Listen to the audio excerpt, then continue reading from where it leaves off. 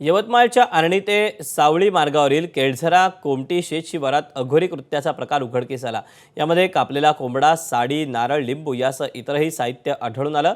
विशेष म्हणजे 4 ते 5 कापडी बाहुल्या आणि पासपोर्ट साईजचे फोटोही आढळून आले।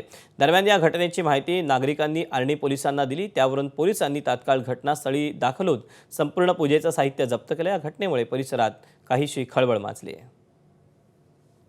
या जगात शेतशिवारात जगदीश लाके यांच्या शेतात सदर प्रकार घडला। सदर विषय मी बीड जमादार यांच्या निदर्शनास फोनद्वारे कळविले। त्यानुसार त्यांनी तात्काळ तिथे घटनास्थळी धाव घेतली। सदर पूजेतील साहित्य एकत्रित करून जाळण्यात आले। केळझरा कोमटीमध्ये काल अघोरी पूजा ज्याला म्हणतो आपण तशा प्रकारचं जे परिस्थिती दिसून आली, त्या संबंधानं आम्ही चौकशी सुरू केलेली आहे। चौकशी अंती जो काय म्हणजे ज्या महिलेचा फोटो वगैरे आहे त्या संबंधानं आमची चौकशी चालू आहे। चौकशी अंती पुढील कारवाई करण्यात येईल।